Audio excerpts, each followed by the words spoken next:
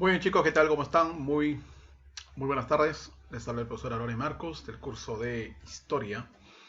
Bueno chicos, el día de hoy vamos a tocar un tema importantísimo, un tema dentro de nuestro devenir histórico. Vamos a hablar sobre el gobierno de Manuel Prado Arteche. ¿Sí? A ver, ya la semana pasada habíamos tocado el tema con respecto al tercer militarismo.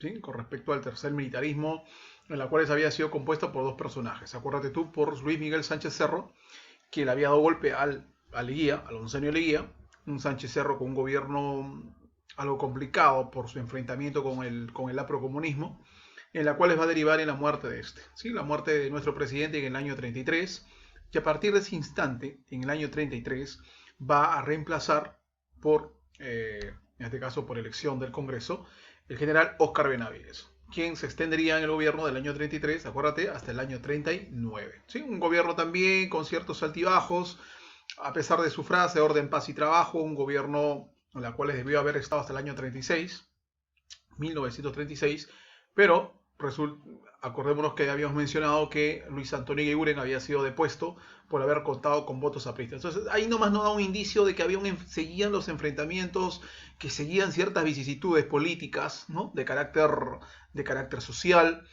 No se le había atendido como debe ser a las demandas de las clases bajas, de los sectores medios.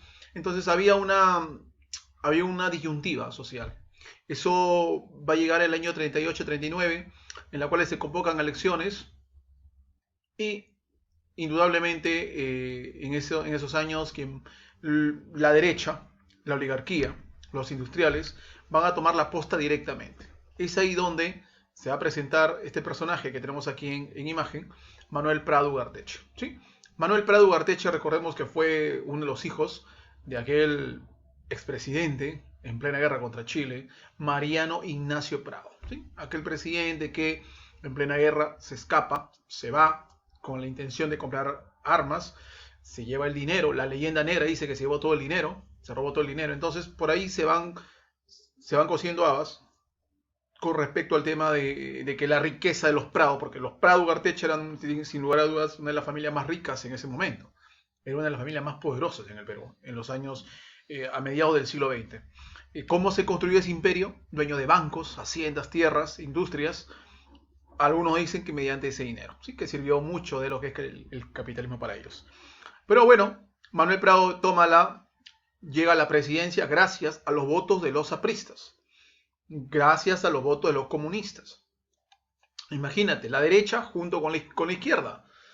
Imagínate, entonces había una intención debajo de eso, definitivamente. La intención eran los votos. Se va a negociar con Víctor Raúl Ayala Torre, van a negociar ministerios, van a negociar miembros en el Parlamento, por ahí van a negociar a cambio de votos y que el APRA vuelva a la legalidad.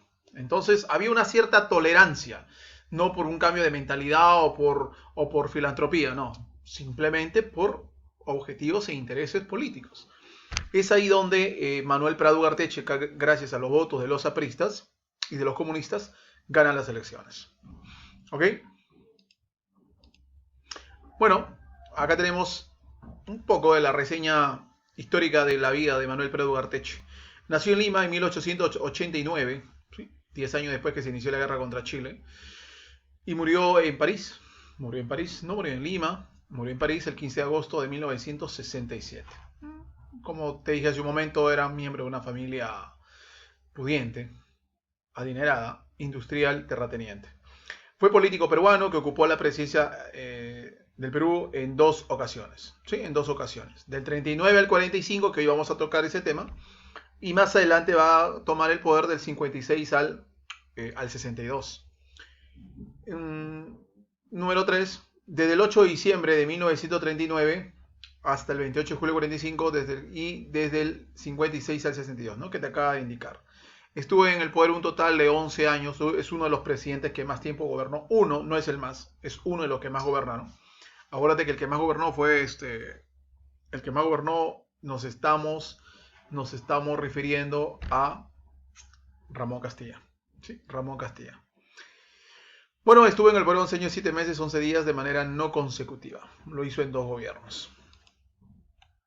A ver, con respecto al gobierno de Manuel Prado Ugarteche, como te dije, en su primer gobierno, ¿no? En su primer gobierno, chicos, no olvidemos que un gobierno civil apoyado por el ejército, obviamente la derecha peruana, para tener el respaldo militar, para tener ese respaldo de su gobierno, va a tener el apoyo de los militares y aún así con el enfrentamiento en caso sea necesario contra el aprocomunismo. Si bien es cierto, había negociado votos y todo lo demás, pero aún así había cierta espina política por lo que estos puedan hacer afuera en las calles. Entonces, para evitar esas protestas, esos reclamos, sin lugar a dudas, en algún momento lo va a tener que haber, van a congraciarse con este caso con el ejército. ¿Sí? Fue la expresión de una coalición entre los militares y los sectores civiles, conservadores, que evitarían las temidas transformaciones radicales. Claro que sí. Recordemos que en ese momento del año 30 ya se venía propugnando algunas reformas, no solamente de carácter social, sino de carácter, de carácter social, de carácter económico. El APRA con Víctor Raúl, Partido Socialista con los socialistas, con este caso con José Carlos Mariátegui. Habían algunas ideas innovadoras que venían incluso de Rusia, con la Revolución Rusa y todo ello. Pero bueno, lamentablemente José Carlos falleció joven, todos los socialistas pasaron al comunismo, y es ahí donde aún así van a haber reclamos, y para evitar esos reclamos excesivos, para evitar que la clase medias bajas tomen el poder, es ahí donde Manuel Prado se presenta en las elecciones, ¿sí? Y usa como cómplice a los militares. Históricamente siempre se ha dado en el Perú así. Históricamente siempre se ha dado eso. ¿Sí?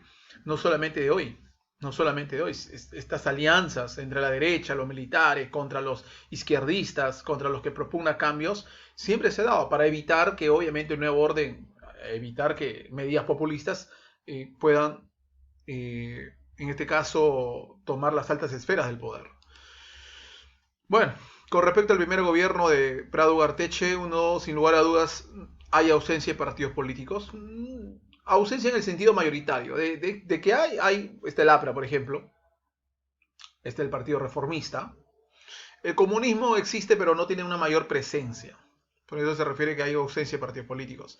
Se crea la Corporación Peruana del Amazonas. ¿Sí? Se crea la Corporación Peruana del Amazonas. Hay un censo en 1940, censo en la cual ese censo arrojó 7 millones de habitantes. Mira, en 1940 éramos 7 millones de habitantes. Hoy somos más de 32 millones. Han pasado 80 años, casi 80 años. Y hoy somos más de 32 millones de habitantes. En este censo se habla de que, en este caso, el censo de 1940 es el primer censo del siglo XX. Ojo, juego con ese dato. Censo de 1940.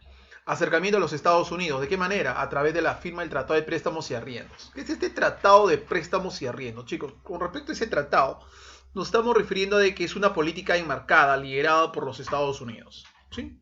Una política liderada por los Estados Unidos. ¿Con el objetivo de qué? Con el objetivo, entre comillas, de ayudar. Entre comillas, digo yo. Entre comillas, ayudar a los países tercermundistas.